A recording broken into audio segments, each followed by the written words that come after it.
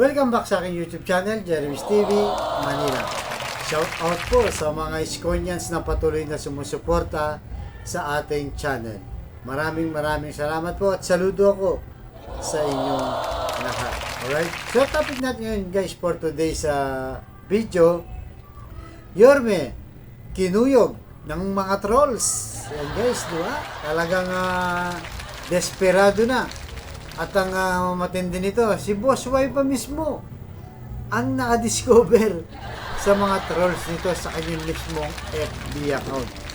Ang sabi ni Boss Y, ang daming time ng mga FB account na 1 hanggang 10 lang ang friends. Di ba?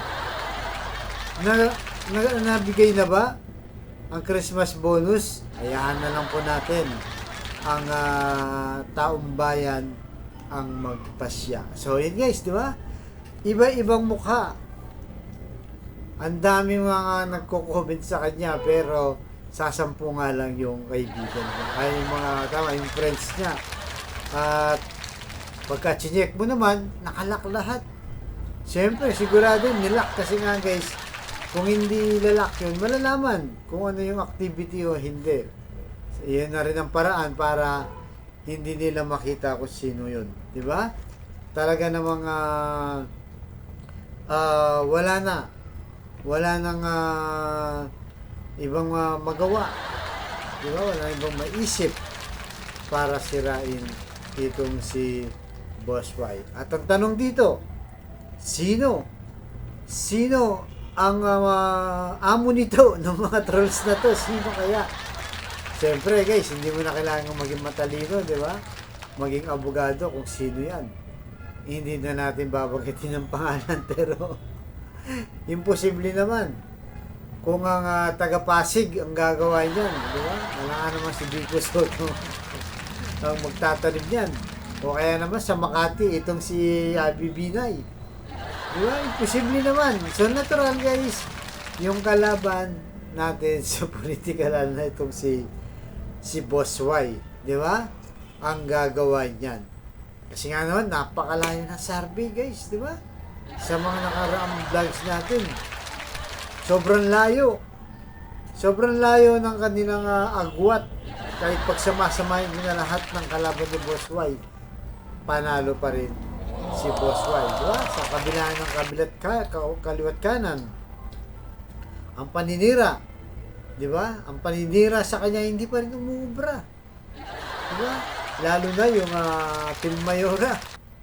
Kasama na sila Crocs, sila Anay, sila Chihuahua. Walang nagawa guys. Sa dami ng pinukul kay Boss Y. Di ba? Pero ganun pa man, hindi pa rin sila tumataas sa survey. Kaya tama si Boss Y, kailangan na hayaan na lang yung taong bayan kung ano ang pasya. Huwag nang gumawa ng kung ano-ano, di ba? Kasi nga naman, nalalaman tuloy. Kahit sabihin mong hindi talaga nakafronta yung mga kalaban ni Boss Y, ay alam naman natin na galing sa kanila. Di ba? Itong mga trolls na to, sobrang dami. Kaya sabi ni Boss Y, naibigay na ba ang bonus? Kasi Christmas ngayon, di ba? Baka naibigay na yung mga bonus, yung mga grocery, yung mga item na pinamimigay nila. Baka nakatanggap na. Kaya siguro, puro banat na dito kaya Boss Y. So, yan ang talaga nga dapat natin i-counter. Dahil guys, pag pinabayaan natin ang mga to, sigurado tayo na sisiraan dito ng si Boss Y. Kaya huwag natin payagan guys, kasi nga maraming maniniwala dito. Kung tuloy-tuloy sila, dapat tuloy-tuloy din tayo dumipensa kaya Boss Y. Kasi talagang kahit saan sa magpunta, di ba? Kita naman natin, dinudumog siya ng ating mga kababayan dito sa Maynila, na kung saan ay talagang napapasaya. Di ba? Pagka nagsalita itong si Boss Y, talaga namang nakaka-inspire at talagang kwento lang yung mga ginawa niya. Kasi yan ang maganda pagka may resibo ka guys, hindi mo na kailangan mambola pa. Hindi mo na kailangan ng mag-invento pa, kundi yung mga nagawa mo. Yan ang wala sa mga kalaban niya. Na yung iba, di ba, nangangako pa lang, pero si Boss Y, lahat nagawa na. Di ba? Napatunayan niya. Pero ngayon, lumalabas talaga na desperado na yung mga kalaban ni Boss Y kasi nga malayo sila sa survey. Kaya lahat ng paraan, guys, gagawin na nila para lang masira itong si Boss Y. Pero matalino na kasi ngayon yung mga botante, lalo na dito sa Maynila, guys, diba? Alam na nila kung sino yung tumatrabaho ng mabuti. Alam nila sino yung may resibo. Diba? Alam nila kung sino yung tumutulong mula noon, diba? Wala nang iba ko ditong si Boss Y. Kaya tuloy-tuloy lang po tayo kasi kahit na ganyan ang gagawin nila, ay hindi rin sila uubra. Pero syempre, kailangan talaga nating i-counter dahil pag pinabayaan mo yan, ay talagang kahit pa paano marami ang mahahatak.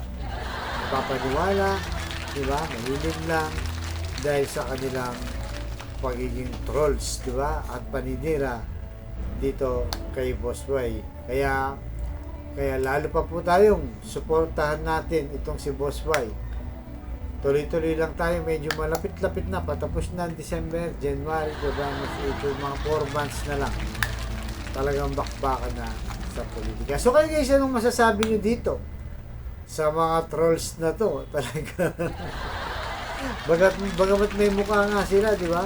Hindi mabuksan yung profile, nakalak kasi walang activity at bago lang yung mga account nila. So halata talagang tinanim lang sila para manira kay Boss. Right guys, so abangan nyo po susunod ko vlog. Thank you very much. Pagpalain tayo ng kung may kapal Manila. God bless.